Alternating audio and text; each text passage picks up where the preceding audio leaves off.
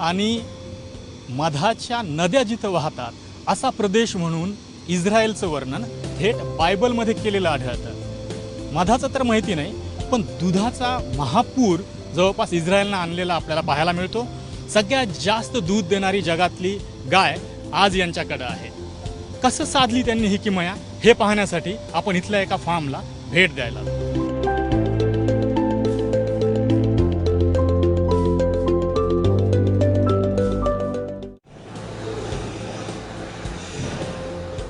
इथल्या एका मोठ्या खासगी आणि एका किबूत शेतकऱ्याच्या डेअरीला आम्ही भेट दिली।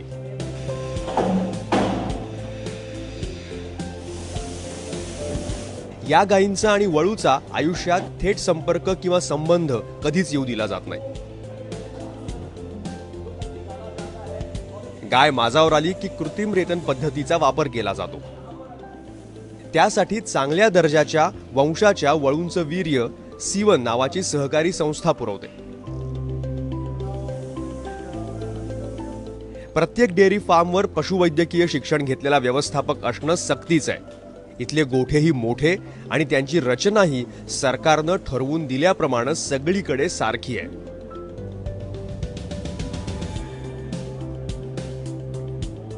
वयानुसार गायींचे वेगवेगळे गट केले जातात। गायींना पाय मोकळे करण्यासाठी मोठी जागाही असते। गायीला वाटेल तेव्हा तिला खायला मिळावं म्हणून चारा आणि खाद्य 24 तास समोर टाकलेलं असतं। या खाद्याला TMR म्हणजे टोटल मिक्स रेशन असं म्हणतात। यात सगळे महत्त्वाचे पोषक अन्न घटक गायीला मिळतात, त्यामुळे दूध उत्पादन वाढीला फायदा होतो असं इस्रायली शेतकरी सांगतात। गायींना लागणारं जवळपास 85% खाद्य इस्रायलला आयात करावं लागतं। त्यामुळे प्रत्येक घासातून जास्तीत जास्त दूध उत्पादन कसं मिळेल हे पाहिलं जातं। काही मोजके लोक कम्प्युटर्सच्या सहाय्यानं 500 ते 4000 गायींचं संपूर्ण व्यवस्थापन सहजपणे करतात। प्रत्येक गायीला नंबर दिलेला असतो। गायीच्या प्रत्येक पावलावर GPS ची नजर असते। तिच्या उजव्या पायावर एक सेन्सर चिप लावलेली असते। तिच्या चालण्यावरून, तिच्या जबड्याच्या हालचालीवरून कोणती गाय माझावर आली आहे, कोणती गाभण आहे, कोणती गाय चारा कमी खाते, रोगाची लक्षणं दिसतायत का, कोणत्या गायीची गरज काय आहे, ही सगळी माहिती कम्प्युटरला आपोआप अपग्रेड होत राहते। त्यानुसार गायींकडे लक्ष दिलं जातं। मिल्किंग पार्लरमध्ये जायचं असेल तर आधी स्वच्छतेची, निर्जंतुकीकरणाची अक्षरशः पावलोपावली काळजी घेतली जाते।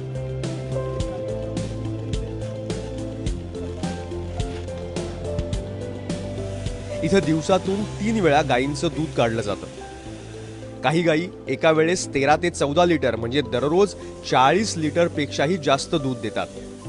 दूध काढण्याच्या या प्रक्रियेमध्ये कुठेही दुधाला मानवी हाताचा स्पर्श होत नाही। असं शुद्ध निर्जंतुक दूध पाईपनं थेट कूलिंग टँकमध्ये जातं आणि तिथून जवळच्या प्रोसेसिंग सेंटरला। त्यामुळे दुधाचा आणि दुधापासून बनवल्या जाणाऱ्या पदार्थांचा दर्जाही चांगला राहतो। 3 किबुत्सियन शेतकऱ्यांनी एकत्र येऊन ही सहकारी कंपनी आपण म्हणूया स्थापन केलेली आहे आणि त्याच्यामधलं हे मिल्किंग पार्लर किती अत्याधुनिक प्रकारच्या इथं सोयीसुविधा आहेत हे आपण पाहू शकतो। जे भगव्या रंगाचं छोटंसं क्लिप आपल्याला दिसतंय तिथं एका खांबाला, ते आणि गाईच्या उजव्या पायामध्ये, प्रत्येक गाईच्या उजव्या पायामध्ये असलेली कॉम्प्युटर चिप, याच्यावरनं डेअरी मॅनेजरला बरोबर कळतं की या गाईची नेमकी गरज काय आहे। आपण जर का इथं पाहिलं तर ह्या गाईचा नंबर दिलेला आहे। समजा 4956 नंबरची गाय, आत्तापर्यंत तिनं जवळपास 12 लिटर दूध दिलेलं आहे। म्हणजे एका वितामध्ये एका वेळेला आपण असं म्हणूया की दुपारची वेळ आहे, 12 लिटर या गायीनं दूध दिले, सकाळी 12 आणि संध्याकाळी पण 12 लिटर, असं जवळपास 30 ते 35 लिटरपेक्षाही जास्त दूध दर दिवशी एक ही होल्स्टेन फ्रिजन गाय देते। यामुळंच कदाचित इस्रायलमध्ये 12,000 लिटरपेक्षा जास्त दूध एका वेतामध्ये, एका लॅक्टेशन पिरियडमध्ये एक गाय ही देऊ शकते। भारतही जगात नंबर 1चा देश आहे दूध उत्पादनात। उत्पादकतेच्या बाबतीत मात्र आपण कदाचित जगातल्या शेवटच्या देशांमध्ये असतो। अशा पद्धतीचं तंत्रज्ञान जर का आपल्या शेतकऱ्याला मिळालं तर मला असं वाटतं आपला शेतकरी पण चांगलं दूध उत्पादन देणाऱ्या गायी व्यवस्थापन करायला मागं राहणार नाही. दर 2 वर्षांनी सर्वे करून उत्पादन खर्चावर आधारित खरेदी दर निश्चित केला जातो. इथं दूध उत्पादनासाठी कोटा पद्धत असते. देशामध्ये फक्त 1.25 लाख गायी आहेत आणि प्रत्येक डेअरीला किती गायी द्यायच्या हे सरकार ठरवतं. तेवढंच दूध उत्पादन करता येतं. त्यापेक्षा जास्त दूध उत्पादन झालं तर त्या दुधाला दर देण्याची जबाबदारी सरकारवर नसते. कधी कधी तर कोट्यापेक्षा जास्त उत्पादन झालं तर दंड सुद्धा आकारला जातो. बिरतुविया गावातले 50% शेतकरी हे डेअरी व्यवसायात आहेत. त्यातलेच एक मोशावियन आहे झीव मातालॉन. त्यांच्यासह 7-8 शेतकऱ्यांनी एकत्र येऊन 500 गायींचा गोठा आणि मिल्किंग पार्लर उभारलाय. इथं वर्षाला 2 लाख टन दूध निर्मिती होते. इथं दूध उत्पादकाला लिटर मागे अंदाजे 40 रुपये असा दर मिळतो असं ते सांगतात.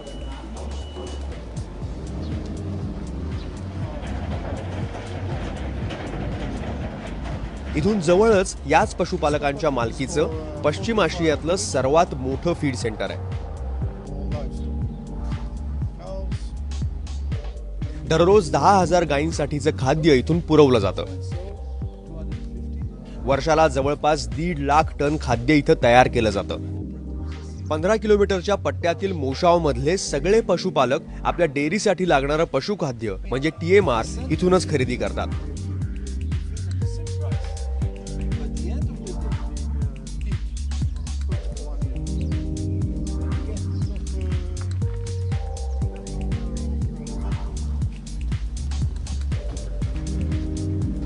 या फीड सेंटरचा सगळा कारभार स्वयंचलित यंत्रणेनं चालतो. त्यामुळे फक्त मॉनिटरिंगच्या कामासाठी 10 लोक पुरेसे ठरतात.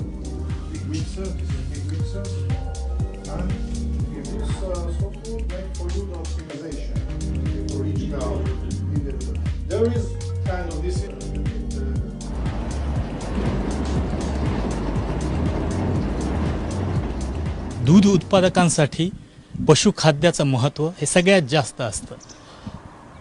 जर का गायींना किंवा दुधाळ जनावरांना वेळेत चांगलं खाद्य मिळालं, चारा मिळाला तर त्याचा थेट दूध उत्पादनावर फरक पडतो. आत्ता आपण आहोत इस्रायलमधल्याच नव्हे तर मध्यपूर्वेतल्या म्हणा किंवा पश्चिम आशियातल्या सगळ्यात मोठ्या खाद्य निर्मितीच्या प्रकल्पामध्ये अर्थात फीड सेंटरमध्ये. इथल्या कंट्रोल रूममधनं त्या शेतकऱ्याला या फीडरचा किंवा या मिक्सरचा नंबर सांगितला जातो. त्यानुसार तो आपला ट्रक घेऊन इथं येतो आणि त्याच्या गरजेनुसार म्हणजे त्याला किती गायींसाठी, दुधाळ गायींसाठी की वासरांसाठी, पारड्यांसाठी चारा पाहिजे, खाद्य पाहिजे हे तो सांगतो आणि त्यानुसार इथं त्याच्या ट्रॅक्टरमध्ये किंवा ट्रॉलीमध्ये ते खाद्य टाकलं जातं. सगळ्यात महत्त्वाचं म्हणजे निर्यातीसाठीच्या पॅकिंग हाऊसमध्ये द्राक्ष, संत्रा अशी काही फळं तसंच भाजीपाला बाजूला काढला जातो. त्या वाया जाणाऱ्या शेतमालाचं रूपांतर इथं दर्जेदार पशुखाद्यामध्ये केलं जातं.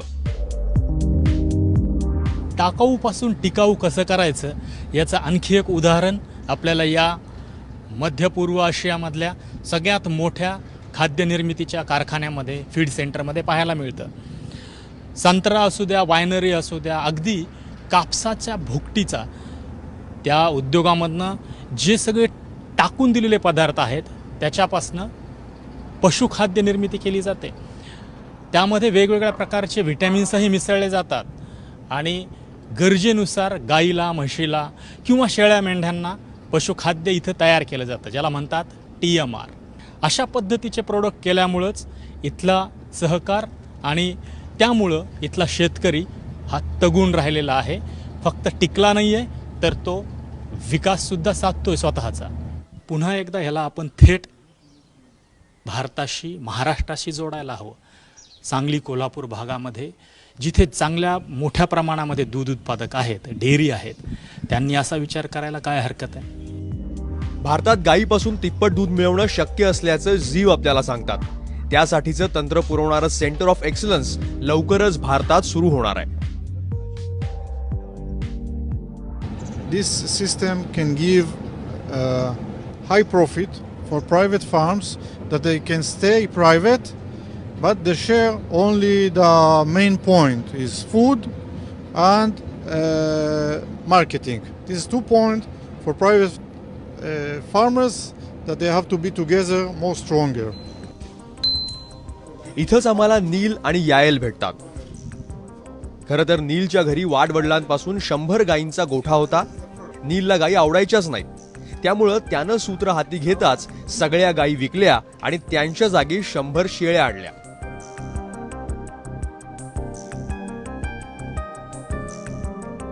दुधासाठी प्रसिद्ध अशा अल्पाईन जातीच्या या शेळ्या आहेत.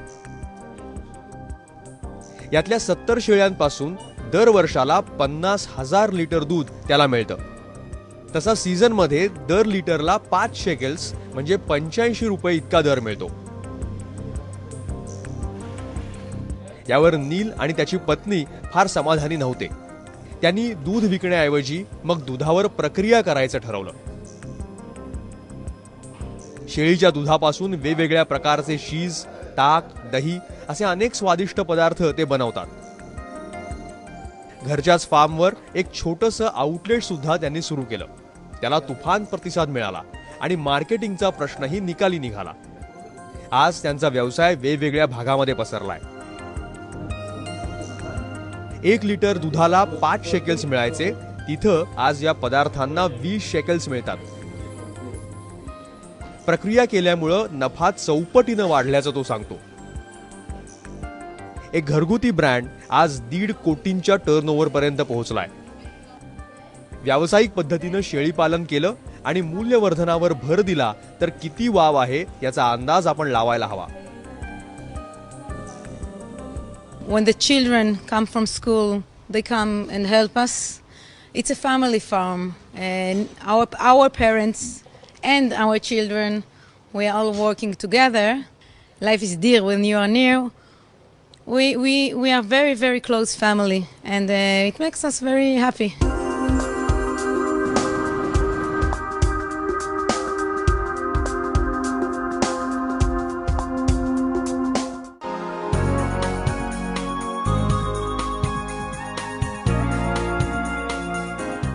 ठिबक सिंचनाच्या जगातल्या सर्वात मोठ्या 2 कंपन्या इथंच आहेत, इस्रायलमध्ये.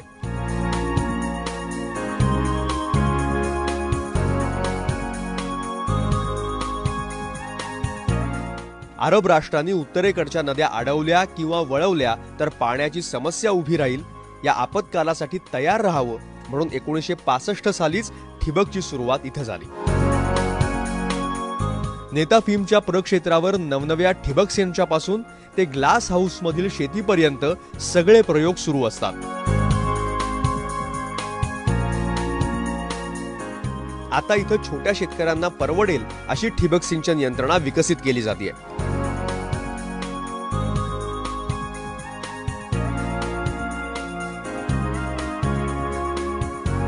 त्याचा फायदा आफ्रिकन देशातील अनेक शेतकरी घेत आहेत.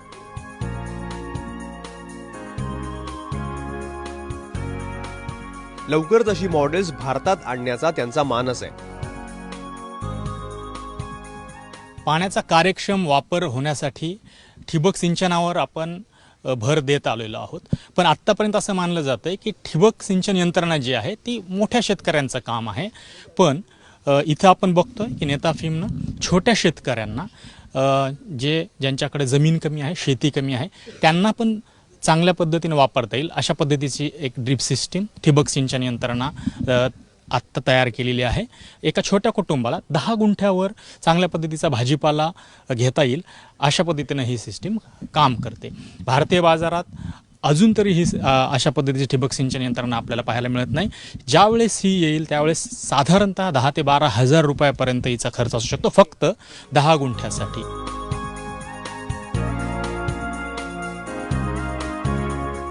इथल्या एका किबुत्समध्ये फिरताना डौलानं फडकणारा भारतीय तिरंगाही आम्हाला दिसला. हे असतं जळगावच्या जैन इरिगेशनचं इस्रायलमधलं हेडक्वार्टर.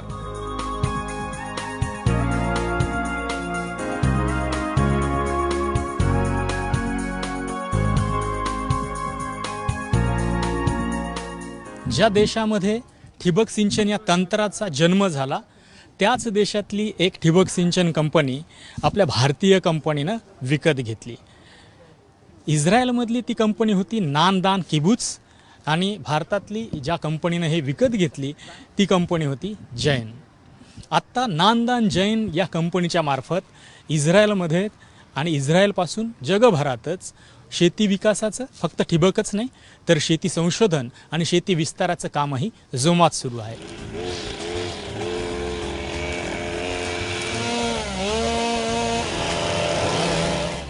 2007 साली जैन कंपनीनं नांदानची 50% मालकी मिळवली आणि 2012 साली नांदान ही संपूर्णपणे भारतीय कंपनी म्हणजेच नांदान जैन कंपनी बनली.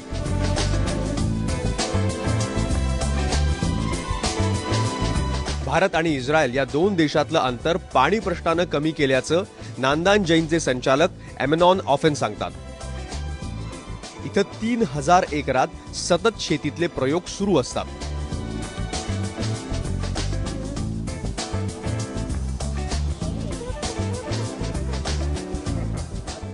जवळपास 1200 एकरावर पसरलेलं पॉलिटनेल आपलं लक्ष वेधून घेतात.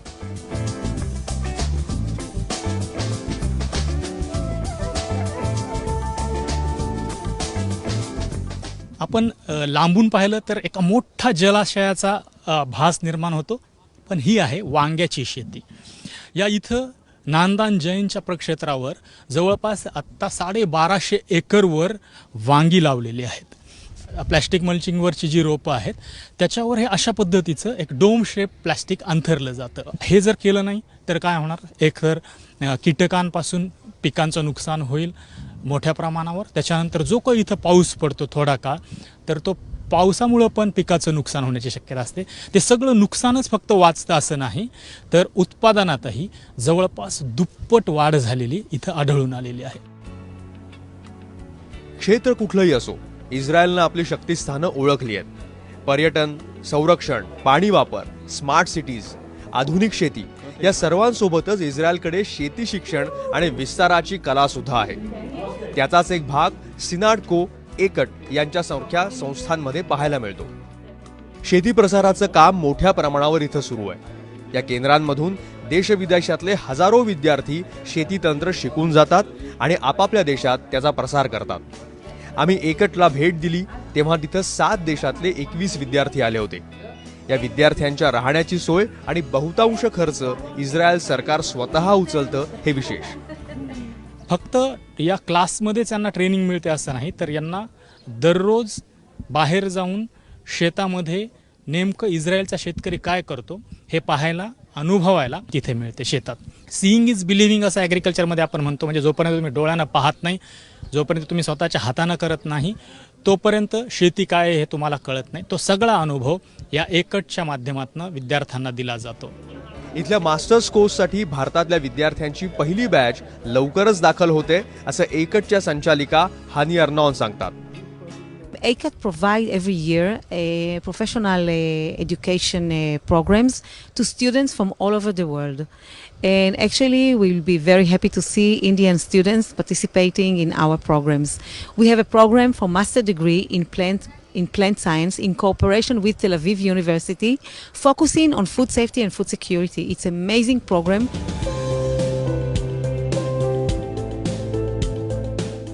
जगातल्या 100 देशांपेक्षा जास्त देशांना हा इवला देश आपलं शेतीतलं ज्ञान पुरवतोय.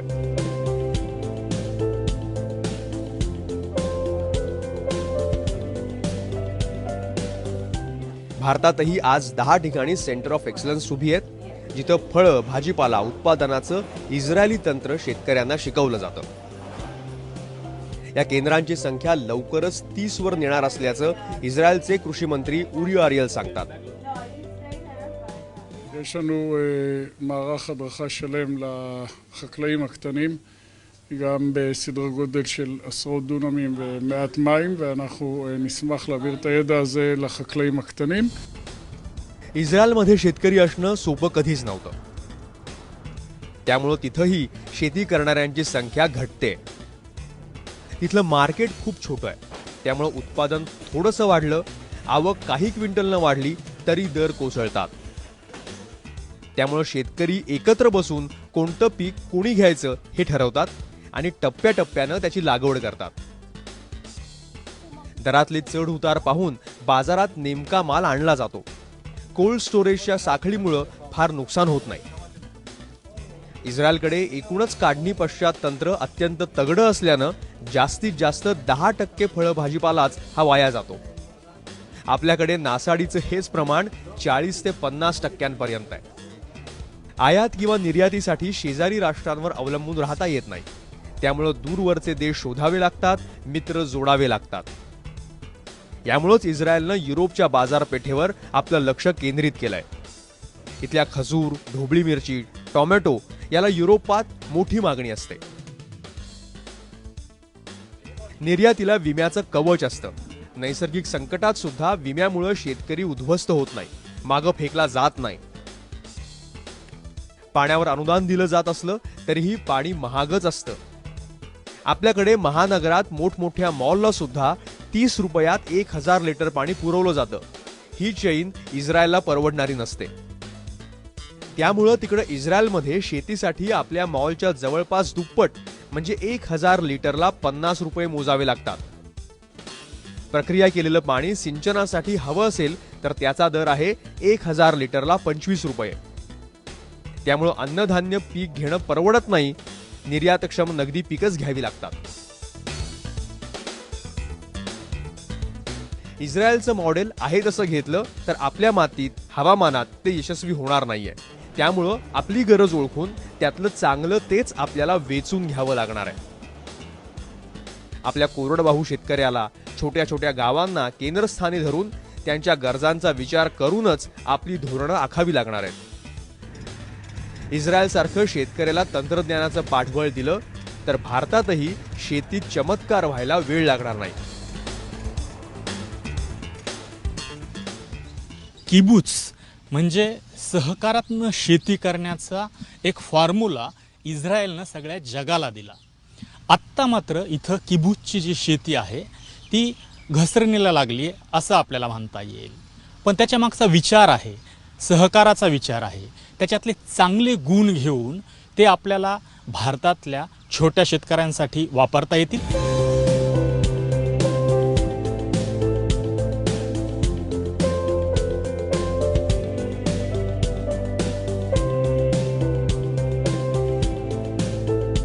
कॅमेरामॅन मनोज जयस्वाल सोबत संदीप रामदासी, ABP माझा, इस्रायल.